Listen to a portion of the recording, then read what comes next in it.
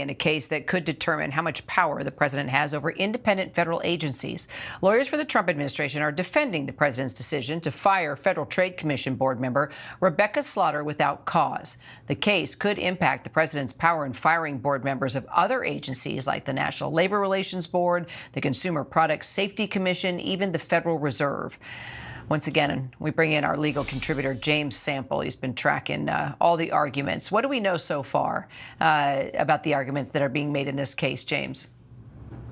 Kara, this case is a fascinating juxtaposition of a matter that is low profile. It's not a high profile case with the population, but it is a high import, high impact case. It doesn't have the kind of notoriety or the profile really of some of the cases that often get a lot more attention, but this could have a massive impact. And it was as clear as oral arguments can be. Oftentimes it is difficult to read the tea leaves, maybe even risky and counterproductive to try and read the tea leaves of oral argument. This was as clear as oral argument can ever be. There are going to be 6 votes to overturn precedent that has been precedent under the United States and per the U.S. Supreme Court since the 1930s. And one of the things that I think is really interesting and compelling, if you think about this, not to drive down our ratings by talking about, American history, but it says a lot, I think, when the prior opponent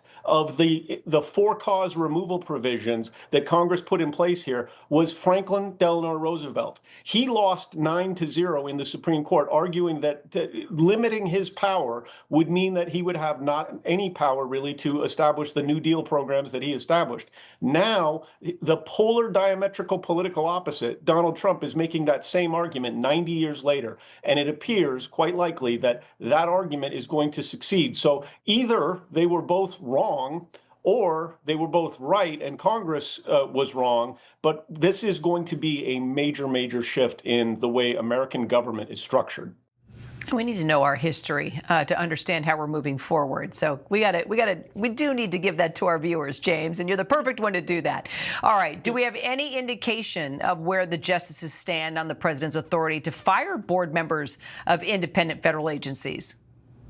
Yeah, I think that the justices are going to come down and Kira and say that the president needs unfettered authority to fire commissioners of independent agencies. And so just to put this in context, the statutory scheme here for the Federal Trade Commission and for a whole host of alphabet soup federal agencies that govern the day-to-day, that do a mix of legislation, of adjudication, and yes, of executing the law.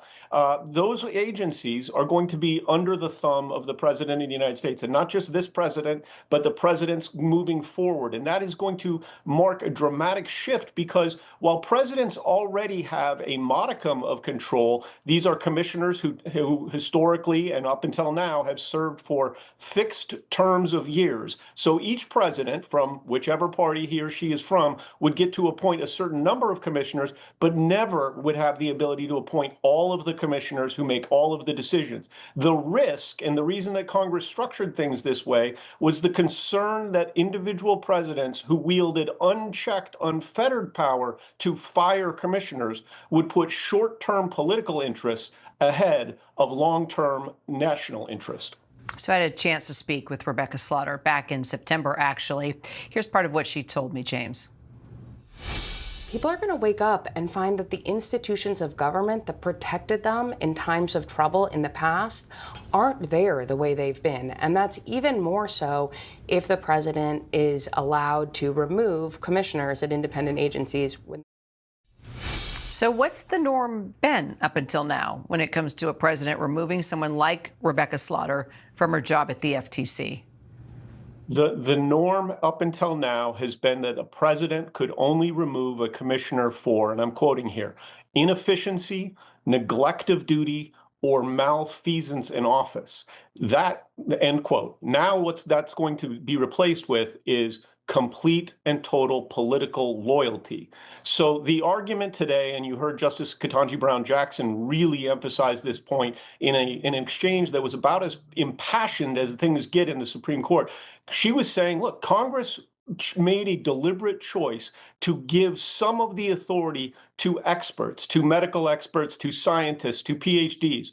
If we replace those experts with pure political loyalists, that is not going to be in the interest of the American people. That's what Rebecca Slaughter is saying. That's what Ketanji Brown Jackson said today at oral argument.